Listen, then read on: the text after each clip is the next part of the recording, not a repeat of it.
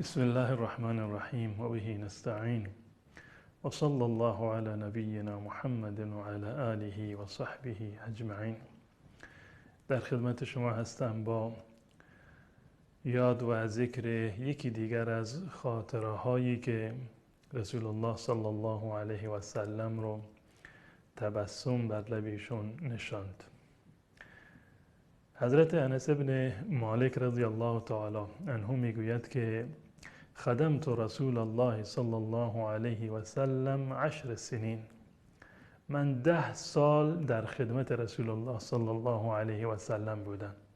زمانی که رسول الله صلی الله علیه و سلم هجرت کردند و به مدینه آمدند، انس بن مالک پسر بچه 10 ساله بود که مادرش یتیم بود. مادرش انس رو آورد در محضر رسول الله صلی الله علیه و سلم که یا رسول الله اجازه بفرما که این پسر من خدمتگزار شما باشد، هر جا کاری لازم داشتید انس را بفرستید. انس رضی الله تعالی عنه میگوید من 10 سال در خدمت رسول الله صلی الله علیه و سلم بودم. فما قال لی قط اف، یک مرتبه در طول 10 سال من نشنیدم که رسول الله صلی الله علیه و سلم به من بگه آه، به من بگه اف. و بیاد ندارم در مدت این 10 سال کاری رو کرده باشم رسول الله صلی الله علیه و سلم بفرماد چرا این کار کردیم، یا کاری رو انجام نداده باشم رسول الله صلی الله علیه و سلم به من بفرمایند که چرا این کار رو انجام ندادیم. 10 سال در خدمت رسول الله صلی الله علیه و سلم بود. ایشون خاطره ای رو تعریف میکنند. میگه یک روزی رسول الله صلی الله علیه و سلم مرا برای کاری فرستاد و در ابتدا میگوید که کان رسول الله صلی الله علیه و سلم احسن الناس خلقا. رسول الله صلی الله علیه و سلم زیباترین اخلاق را داشت. علی الاطلاق بهترین اخلاق، زیباترین اخلاق رسول الله صلی الله علیه و سلم بود. برخوردشون واقعا برخورد متفاوتی بود. کسی 10 سال در خدمت ایشان باشد و یک اف هم گفته نباشد رسول الله صلی الله علیه و سلم به ایشان، واقعا جای تأمل دارد. انس میگوید یک روزی رسول الله صلی الله علیه و سلم مرا برای یک کاری فرستادند که برو فلانجا فلان رو انجام بده. میگوید من به رسول الله صلی الله علیه و سلم عرض کردم که والله لا اذهب، به خدا قسم نمیرم. یعنی واقعا جای تأمل دارد که پسر بچه نوجوانی در مقابل رسول الله صلی الله علیه و سلم با آن هیبت و عظمتی که رسول الله صلی الله علیه و سلم داشتند میگوید به من فرمودند که برو فلان کار رو انجام بده. من گفتم به خدا قسم نمیرم. و جالب اینجا هست که انس رضی الله تعالی عنه میگه و فی نفسی ان اذهب، تو دلم این بود که برم، نمیخواستم مخالفت بکنم با دستور رسول الله صلی الله علیه و سلم.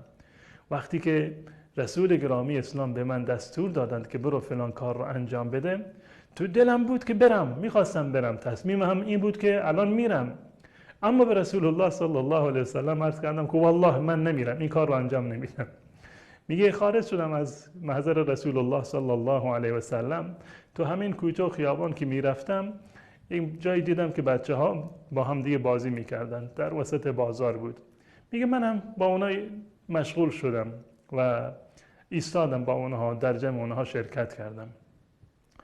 میگوید که ایستاده بودم تا متوجه شدم که یک فردی قد قبض بقفای من ورایی، یک نفر از پشت سر آمد و گردن ما را از پشت سر گرفت. من هم اینجوری نشسته بودم با بچه ها بازی میکردم. میگه که فنظرت الیه، من نگاه کردم، پشت سر خودم نگاه کردم، دیدم که رسول الله صلی الله علیه و سلم است. یضحک، میخندد رسول الله صلی الله علیه و سلم. یعنی رسول الله صلی الله علیه و سلم ایشون رو دنبال کاری فرستاده بودن و به جای این که مستقیما بروند اون کار رو انجام بدند و زود بروند، انس اومده در کوچه و بازار داره با بچه ها بازی میکند. رسول الله صلی الله علیه و سلم هم ایشون رو از پشت سر گرفتن. میگه وقتی که من چهرم را برگردوندم دیدم که رسول الله صلی الله علیه و سلم هست. یضحک، ایشون میخندیدند. نمانند من و شما که اگر فرزندمون رو دوباره دنبال کاری بفرستیم انجام ندهد یا یک کم تأخیر بکند، زمین و آسمان رو به هم میرسانیم. میگه رسول الله صلی الله علیه و سلم میخندیدند و فرمودند یا اونیس، یا اونیس، یک خطاب بسیار مهرآمیز و با محبت. اسمشون انس هست و ایشون تصغیرش کردند، کوچکش کردند این نام را از روی محبت. یا اونیس اذهبت حیث امرتک، کاری رو که گفتم انجام دادی یا نه؟ میگه گفتم که نه یا رسول الله، اما الان میرم، همین الان میرم دنبال آن کار. این واقعا یکی از خاطرات بسیار زیبای انس رضی الله تعالی عنه است با رسول الله صلی الله علیه و سلم که میگوید کان رسول الله صلی الله علیه و سلم احسن الناس خلقا، بهترین اخلاق را رسول الله صلی الله علیه و سلم داشتند.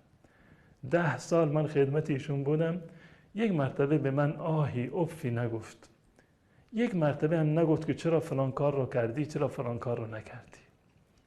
این نشانه از عظمت اخلاق رسول الله صلی الله علیه و سلم دارد. حتی اونیس هم با رسول الله صلی الله علیه و سلم این اندازه خودمانی بود و صمیمی بود. رسول الله صلی الله علیه و سلم میفرماید که انس برو فلان کار رو انجام بده. انس تو دلش هست که برود، اما میگه که یا رسول الله من نمیرم، این کار رو انجام نمیدهم. و رسول الله صلی الله علیه و سلم نه خشم میگیرند، نه عصبانی میشود، نه روی خودش را ترش میکند، بلکه برعکس وقتی که انس هم تأخیر میکند میرود پشت سرش نگاه بکند که انس چی شد و در بازار اون رو میبیند با لطافت تمام از پشت سر گردنش را میگیرد، شانه هایش را میگیرد و میگوید و میفرماید اونیس کاری را که گفتم رفتی انجام دادی یا نه؟ امیدوارم که من و شما هم این اخلاق رسول الله صلی الله علیه و سلم رو در زندگی خودمون داشته باشیم و با زیر دستان خودمون، با فرزندان خودمون، با دوستان خودمون مهربان باشیم. و السلام علیکم و رحمت الله و برکاته.